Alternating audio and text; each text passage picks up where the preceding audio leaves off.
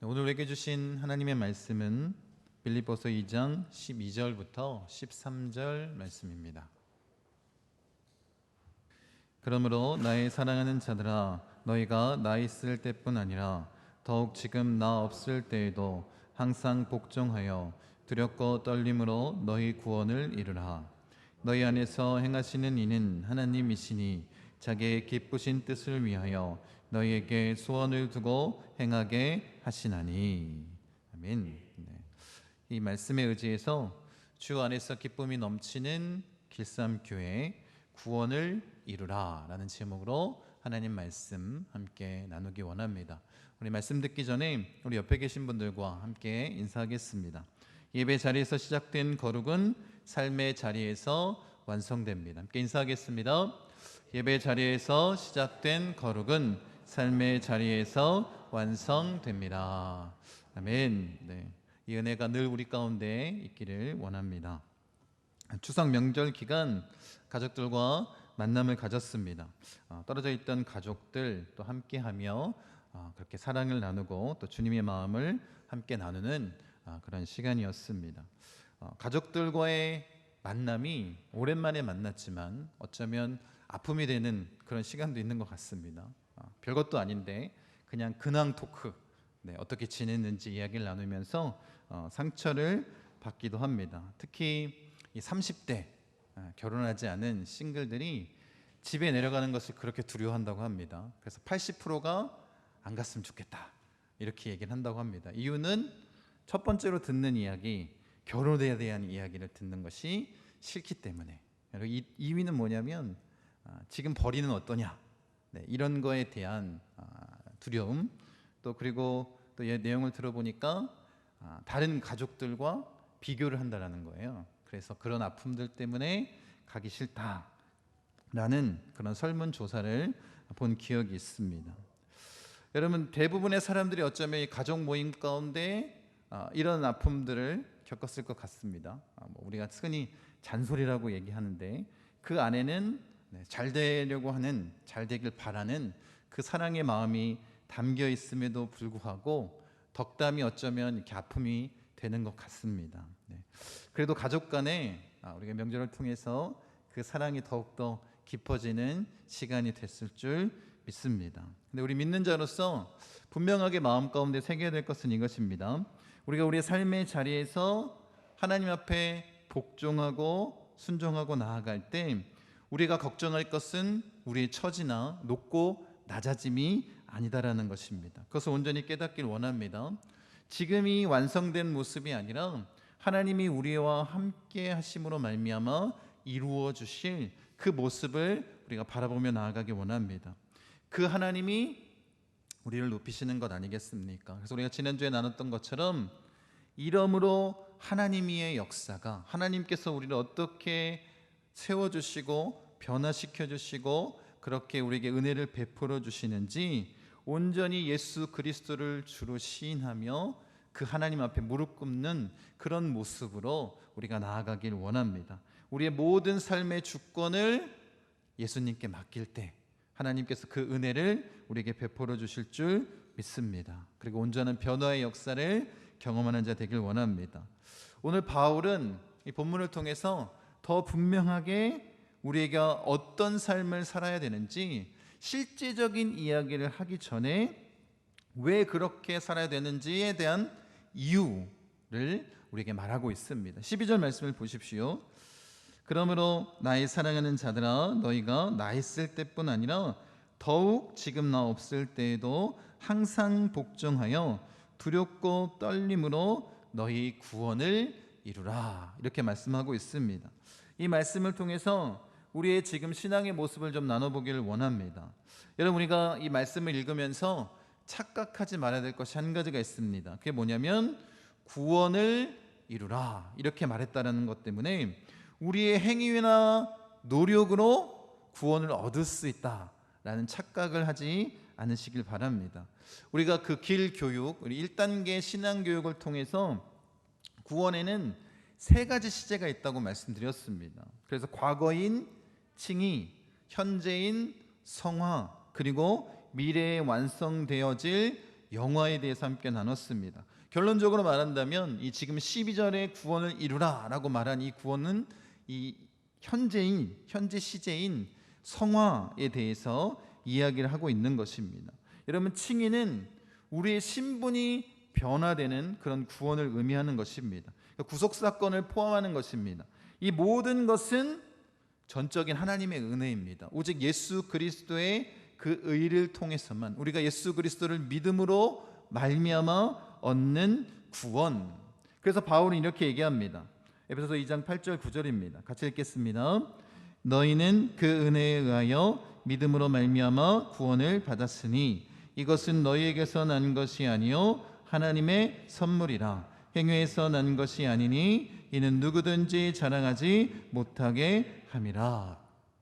이미 우리에게 말씀해 주고 있다는 거예요. 이 칭의는 우리의 노력으로 가능한 것이 아닙니다. 오직 전적인 하나님의 은혜입니다. 그래서 이 신분의 변화인 칭의는 우리에게 주어진 구원의 역사, 하나님의 은혜입니다.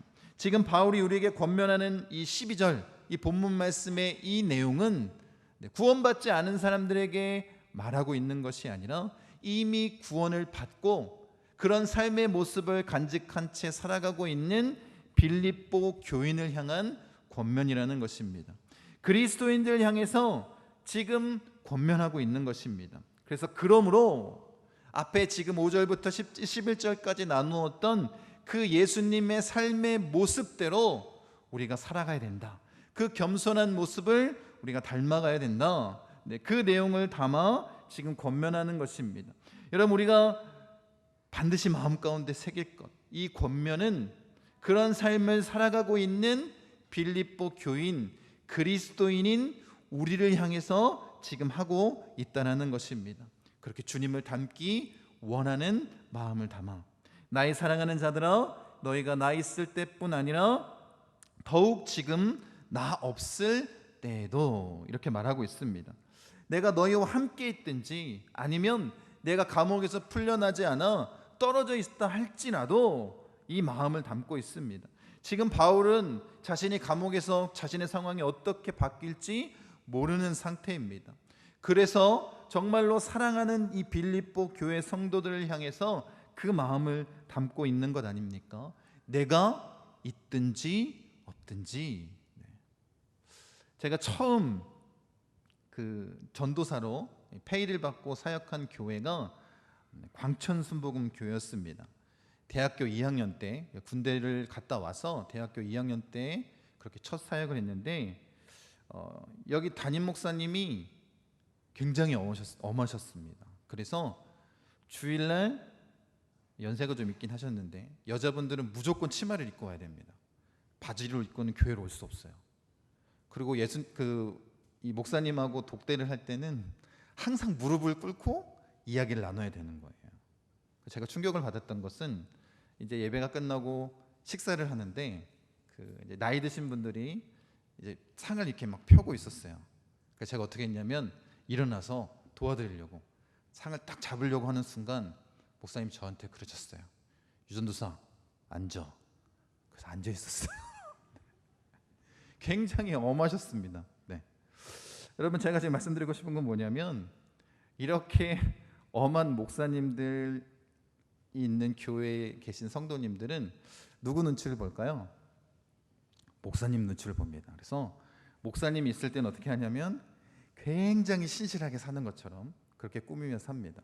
그런데 목사님이 부재 시에는 어때요?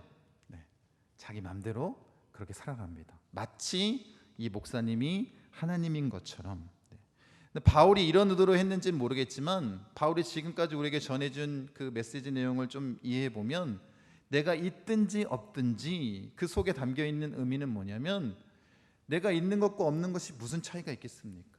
여러분 안에 누가 계신다라는 거예요. 하나님이 계시기에. 누가 보고 계신다고?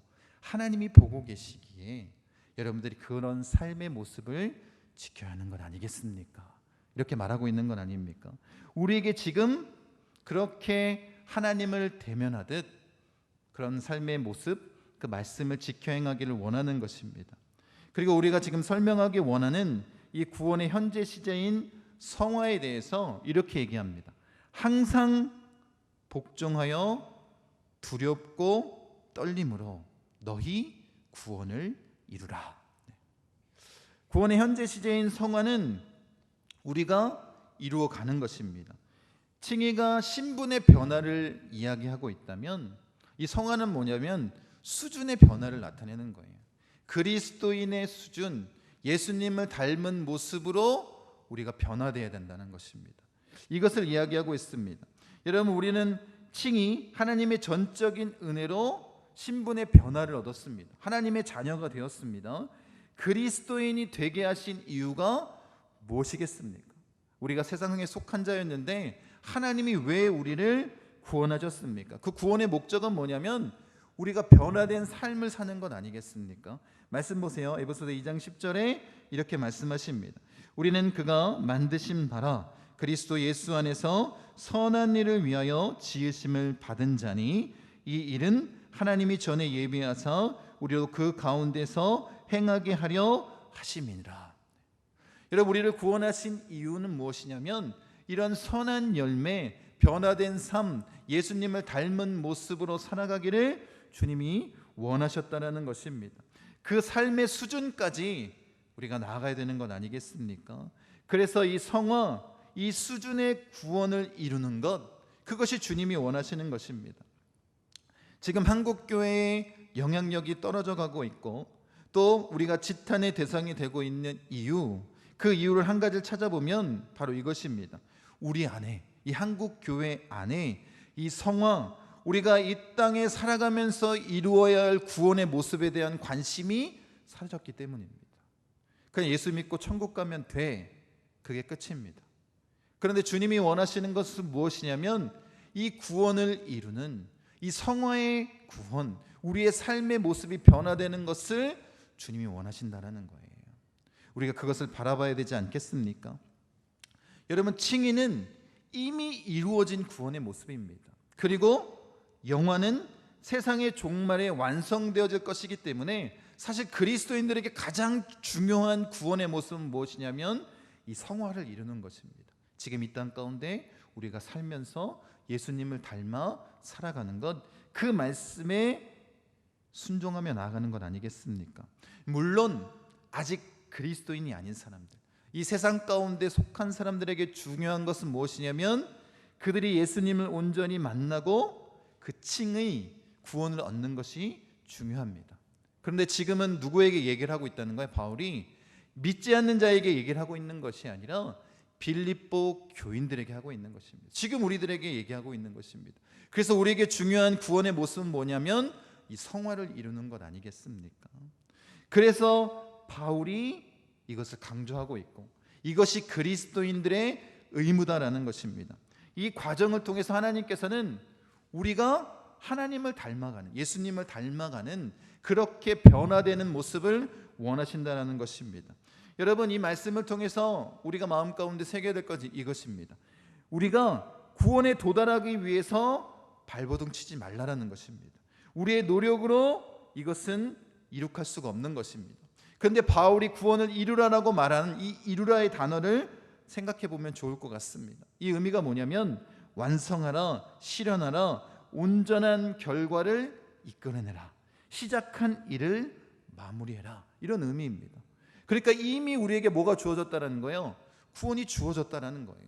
그럼 어떻게 하라는 거예요? 구원받은 자의 모습으로 살아가라는 것입니다.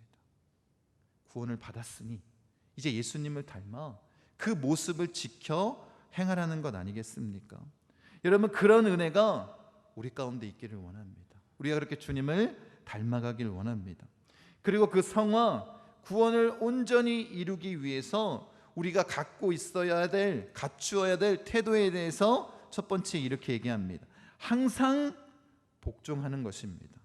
여러분, 우리가 전적으로 하나님께 복종하는 건 아니겠습니까? 우리가 이미 예수님의 생애를 요약한 5절부터 12절 말씀을 통해서 함께 나눴습니다. 예수님께서 그렇게 복종하셨던 것처럼 우리도 복종하여 그 성화를 이루길 원하는 것입니다. 예수님이 하나님이 요구하시는 것에 모든 것에 순종하시지 않았습니까? 그 구원의 은혜를 베푸신 하나님께서 우리에게 무엇을 요구하든지 우리는 뭐 해야 될까요? 순종해야 될 의무가 있는 것입니다. 우리가 이렇게 예수님을 닮아가는 건 아니겠습니까? 여러분, 우리가 그리스도인이 되기로 결단했다는 의미가 무엇일까요? 이제 하나님 말씀에 순종하며 사겠습니다. 이건 아닙니까? 우리가 그렇게 항상 복종함으로 그렇게 하나님이 원하시는 구원을 이루어 나가길 원합니다. 여러분, 우리가 육적인 존재가 아니라 이제 영적인 존재로 변화된 것 아닙니까? 이제 세상의 유혹에 넘어지는 자가 아니라 정말 성령의 소욕을 찾아 쫓아 나아가는 자 되길 원합니다. 여러분, 이 일을 위해서 성경 말씀을 읽고 묵상하고 연구하고 기도하고 더 하나님께 가까이 서기 위한 노력이 그래서 우리에게 필요한 것 아닙니까? 하나님의 말씀을 알아야 우리가 복종할 수 있는 것 아닙니까? 그런 삶의 모습들이 우리에게 나타나기를 원합니다. 그리고 나서 두 번째로 주님을 닮아가기 위해서 이렇게 말씀하고 있습니다. 두렵고 떨림으로 구원을 이루어가라.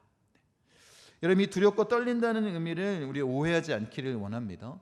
구원을 잃을까 봐 두렵고 떨리는 마음으로 그렇게 살아가라는 것이 아닙니다. 신약 성경 안에서 이 의미는 그런 의미가 아닙니다. 자학의 일종인 비겁한 두려움을 나타내는 것이 아닙니다.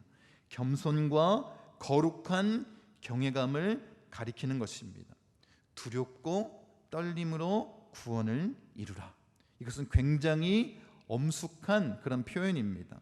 그래서 바울이 고린도 교회에 이렇게 얘기합니다. 고린도전서 2장 3절 5절입니다. 내가 너희 가운데 거할 때에 약하고 두려워하고 심히 떨었노라. 내 말과 내 전도함이 설득력 있는 지혜의 말로 하지 아니하고 다만 성령의 나타나심과 능력으로 하여 너희 믿음이 사람의 지혜에 있지 아니하고 다만 하나님의 능력에 있게 하려 하였노라. 바울이 지금 고린도 교회를 시작할 때 굉장히 두렵고 떨리는 마음이 있었다라는 거예요. 그가 두렵고 떨리는 마음이 있었던 것은 다른 것이 아닙니다.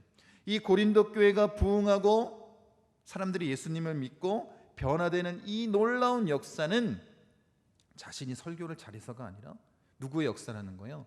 성령의 역사임을 그들이 깨닫길 원했다는 거예요.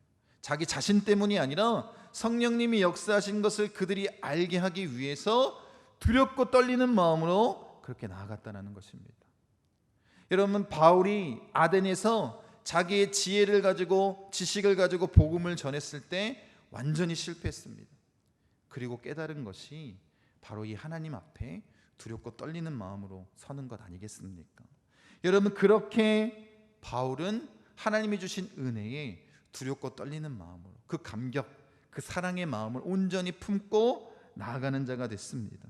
여러분, 그렇게 하나님을 사랑함으로 하나님의 사랑을 가득 담아 존중하고 존경하는 마음으로 그런 두렵고 떨림이 우리 마음 가운데 있기를 원합니다. 여러분, 이렇게 하나님을 향한 두렵고 떨림뿐만 아니라 그리스도인들은 자신을 향한 두렵고 떨리는 마음이 있어야 됩니다. 왜냐하면 자신에 대해서 두려워할 필요가 있는데 사실 우리에 대해서, 우리 자신에 대해서 우리가 온전히 알지 못하지 않습니까? 죄 가운데 거하는 우리가 어떻게 우리를 인정하고 나는 죄 앞에 넘어지지 않을 수 있어 라고 확신할 수 있겠습니까? 그래서 자신에 대해서 자신의 실체를 온전히 아는 자들은 가볍고 태평하고 경박할 수 없습니다. 죄 앞에. 여러분, 그래서 그리스도인은 두렵고 떨림으로 구원을 이루어 나가는 자들입니다. 하나님 앞에. 그리고 혹시 내가 죄 가운데 넘어질까봐, 흔들릴까봐 두려워하고 하나님의 거룩하심을 분별하지 못할까봐 두려워하는 자가 되어야 될 줄로 믿습니다. 그렇게 구원을 이루어 나가는 것입니다.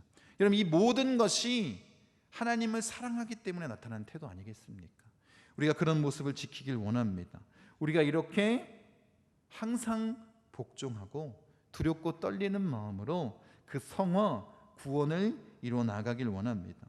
여러분, 우리가 하나님이 우리를 구원하셨다는 의미는 뭐냐면 하나님께서 그 구원을 이루기로 작정하셨다는 것입니다. 지금 우리가 성화에 대해서 이야기를 하고 있지만 하나님은 우리에게 어떤 마음을 품고 있냐면 이런 마음도 품고 계십니다. 빌립보서 1장 6절입니다.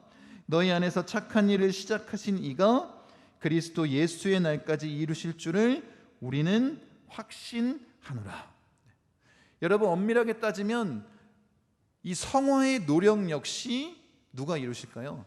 하나님이 이루어 주십니다. 여러분, 하나님이 우리를 완성시키기를 원하신다라는 거예요. 우리가 하나님이 원하시는 모습, 그 수준으로 그 구원을 이루는 자가 아니라 그렇게 살아가지 않고 우리가 주저앉아 있으면 어떻게 할까요? 하나님께서 가만두시겠습니까? 하나님께서 가만두시지 않고 그 구원을 온전히 이루길 위해서 사랑으로 우리를 징계하라는 것입니다. 히브리서 12장 6절 말씀입니다. 같이 한번 읽겠습니다. 주께서 그 사랑하시는 자를 징계하시고 그가 받아들이시는 아들마다 채찍질하심이라 하였으니, 그렇게 하나님께서 우리의 성화를 이루어 가신다라는 거예요. 여러분, 그래서 우리가 그리스도인이라면 최선을 다해 그 구원을 완성해 가는 자가 되어야 되지 않겠습니까? 여러분, 우리가 그런 삶을 살지 않고 있다면 징계가 이루어진다 할지라도 놀랄 필요가 없습니다. 그것이 하나님의 뜻이기 때문 아니겠습니까? 여러분, 하나님께서는 하나님의 자녀들을 반드시 완성시키길 원하십니다. 구원을 이루기를 원하십니다. 여러분, 우리가 스스로 그 하나님의 마음을 알고 우리가 그렇게 변화되기 위해 하나님께서 우리에게 주신 그 구원의 은혜를 이 땅 가운데 이루어가는 자가 되길 원합니다. 예수님을 닮은 모습으로 그렇게 나아가 하나님이 원하시는 이 성화를 우리가 온전히 이루어되기를 원합니다. 여러분, 그래서 우리가 두렵고 떨리는 마음으로 하나님 말씀에 온전히 복종하고 순종함으로 이 일들을 이뤄나가길 원합니다. 제가 오늘 이 말씀을 좀 정리하겠습니다. 12절을 통해서 이 구원을 이루라는 말은 우리의 노력으로 구원이 가능하다라고 말씀하신 것이 아닙니다. 이미 하나님께서 그 예수 그리스도의 의를 통해서 예수님을 온전히 믿는 자들에게 이 구원, 칭의 이미 구원하셨습니다. 그런데 주님이 지금 말씀하시는 것은 무엇이냐면 이제 성화를 이루어 나가길 원하는 것입니다. 주의 말씀에 항상 복종하고 하나님을 두렵고 떨리는 마음으로 그 구원을 이루어 나가길 원한다는 것입니다. 여러분, 그래서 우리가 이런 변화의 노력, 예수님을 닮기 위해서 몸부림치며 나아가는 자가 되어야 될 줄로 믿습니다. 전적으로 우리가 하나님의 자녀 그리스도인이라면 하나님께서 우리가 그 구원을 이루기까지 예수님을 닮은 수준이 되기까지 우리를 이끌어 가신다라는 것입니다. 버려두시는 것이 아니라. 그래서 어떻게 해요? 사랑하는 자에게 징계하시는 건 아니겠습니까? 여러분, 우리가 멈춰서 있는 자가 되지 않기를 원합니다. 그 자리에 그냥 앉아있는 자가 되지 않기를 원합니다. 지금 한국교회의 문제가 그 자리에 만족하고 앉아있기에 이런 일이 벌어진 것 아닙니까? 우리가 온전히 이 변화, 성화를 이루어 가기 원합니다. 여러분, 그래서 우리에게 분명한 것은 무엇이냐면 우리가 이 구원을, 이 성화를 이루어야 될 목적이 있다라는 것입니다. 첫 번째 이유가 뭐냐면 이것입니다. 우리의 주와 구주가 되신 예수님이 본을 보여주셨기 때문입니다. 여러분, 예수님의 복종의 모습을 예수님께서는 이렇게 말씀하십니다. 요한복음 6장 말씀입니다. 내가 하늘에서 내려온 것은 내 뜻을 행하려 함이 아니요 나를 보내신 이의 뜻을 행하려 함이니라. 예수님이 분명히 천명하시지 않습니까? 내가 이 땅 가운데 온 이유는 내 뜻이 아니라 하나님의 뜻을 행하기 위함이다. 여러분, 이보다 더 고상한 이유가 어디 있습니까? 주님이 이 땅 가운데 오셔서 본을 보여주셨습니다. 그게 뭐예요? 하나님 말씀에 순종하며 나아가는 것 아닙니까? 우리에게 원하는 것, 그래서 우리가 이렇게 구원을 이루기 위해서 몸부림치며 나아가야 되는 것입니다. 두 번째 이유는 뭐냐면 십자가의 은혜 때문입니다. 여러분, 우리가 그리스도인이라는 것은 하나님이신 예수님이 우리의 죄 때문에 그 십자가에서 형벌을 당하시고 우리의 죄를 대속하셨기 때문 아닙니까? 그 보혈의 피를 흘려주시고 그 몸을 떼어주셨기 때문에 우리가 그 구원을 얻은 것 아니겠습니까? 그래서 디도서 2장 14절 우리가 이미 나눴던 말씀이 이렇게 말씀합니다. 같이 한번 읽겠습니다. 그가 우리를 대신하여 자신을 주심은 모든 불법에서 우리를 속량하시고 우리를 깨끗하게 하사 선한 일을 열심히 하는 자기 백성이 되게 하려 하심이라. 그럼 예수님이 십자가에서 죽으신 목적을 분명하게 우리가 디도서를 통해서 살펴보지 않았습니까? 우리가 그 은혜를 온전히 누린 자라면 이제 그 은혜를 누린 자로서 선한 일을 행하기 위해서 예수님을 닮은 모습으로 우리가 이렇게 나아가야 되지 않겠습니까? 아직도 이 땅 가운데 십자가의 은혜를 모르고 사망의 길을 걷고 있는 자들에게 우리의 그 선한 행실을 통해서 우리의 선한 모습들을 통해서 그들을 주님께로 인도하는 것, 그것이 우리가 이 땅 가운데 해야 될 일 아닙니까? 그래서 우리가 구원을 이루어야 되는 것입니다. 예수님의 이 땅 가운데 전해야 될 의무가, 사명이 우리에게 있는 것입니다. 그 구원을 이루어 나가는 자 되기를 원합니다. 세 번째 이유는 이것입니다. 같이 한번 읽겠습니다.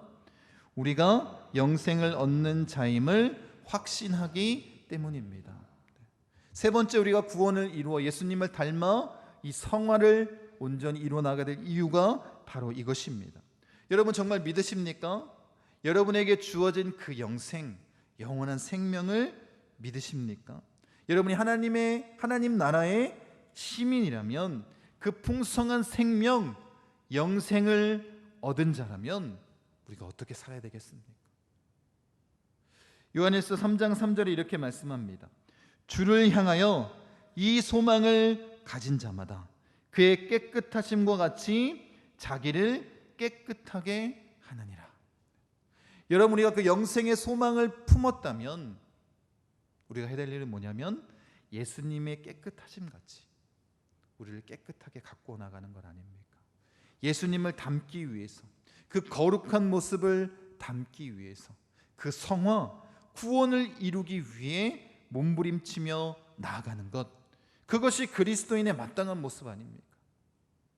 그것을 지금 바울이 그리스도인인 이 빌립보 교회 성도들에게 얘기하는 것입니다.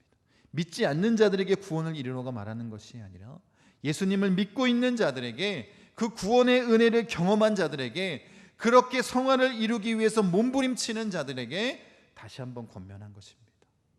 항상 복종하여 두렵고 떨리는 마음으로 구원을 이루십시오. 우리 마음 가운데 새겨야 될 말씀 아닙니까? 이 권면을 우리 마음에 두기를 원합니다.